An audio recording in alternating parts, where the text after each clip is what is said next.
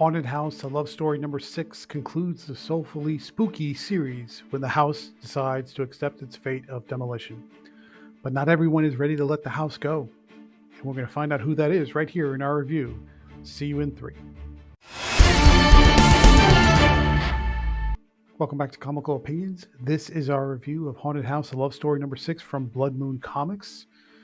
But before we get into it, please like, share, comment, subscribe, hit that bell for notification. Your attention is greatly appreciated.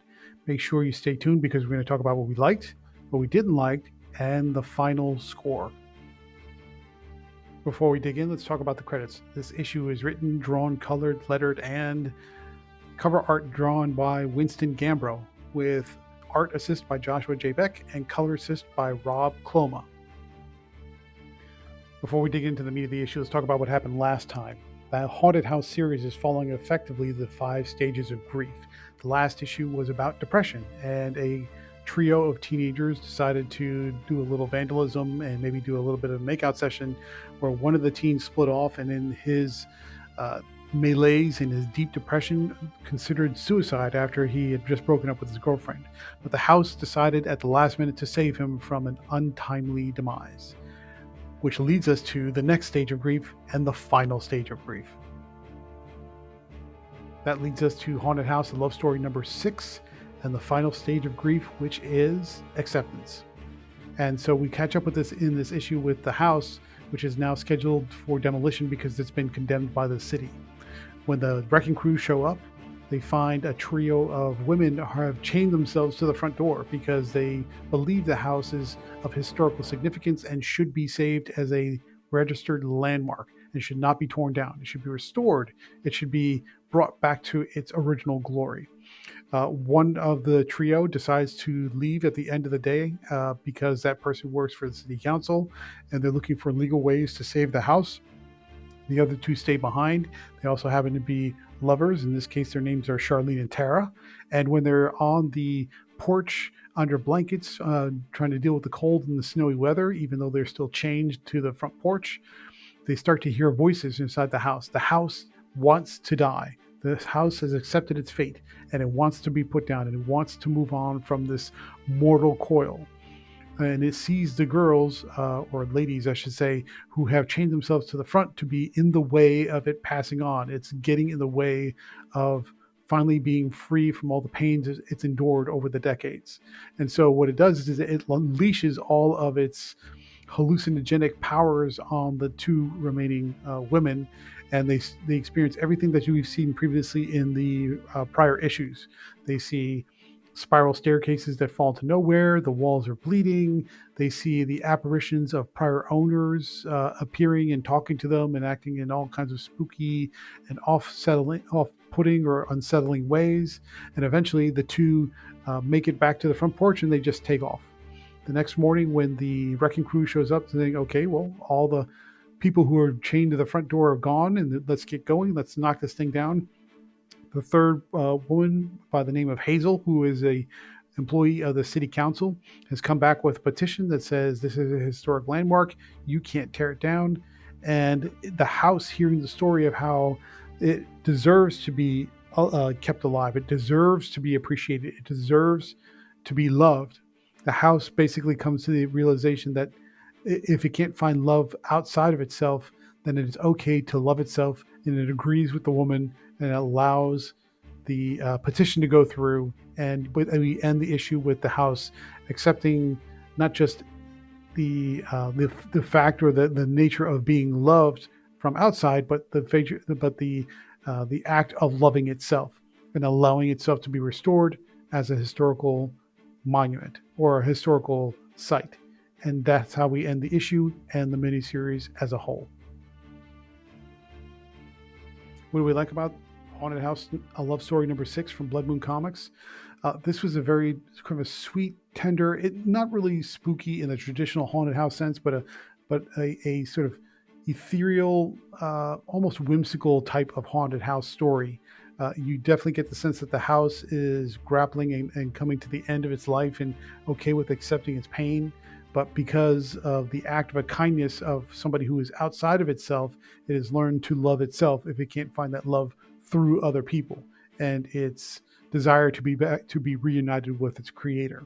So there's a sweet message there. It's a wholesome message, if you will, and you definitely get the impression that the house is come to a place of peace, not because of the external forces that are working to save it, but also but mostly because it has learned that sometimes pain is necessary for you to grow to become the thing that you were meant to become, and the house accepts itself rather than finding acceptance through others. That's a sweet message. It's a wholesome message.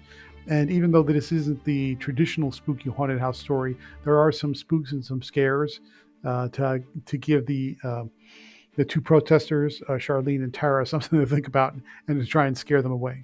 So overall, it's a unique type of haunted house story, and generally speaking, when you consider the fact that it's following the stages of grief, it was a solid way to end the story as well. What didn't we like about the issue? The ending is a bit on the soft side, as far as it's all about just paperwork and hugs and good feelings all around. So, for where the story started to where it finished, I think it matches. But if you're looking for something bigger and more substantial and something meatier, a more climactic finale, the finale feels a little soft. That's not necessarily wrong for the approach, but if you were reading the issues and you felt like you're building towards something, the final moments or the final resolution for this series just feels a little light in the impact arena. How's the art, or what do we think about the art?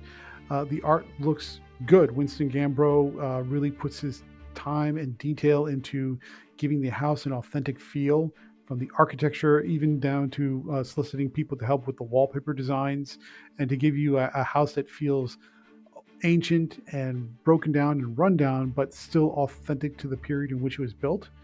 And in this issue the entire series is all about the look of the house, and the house dealing with its construction and how it has come to be, and the time and the love and the care and the attention that its original put into it, which is what brought it to life in the first place.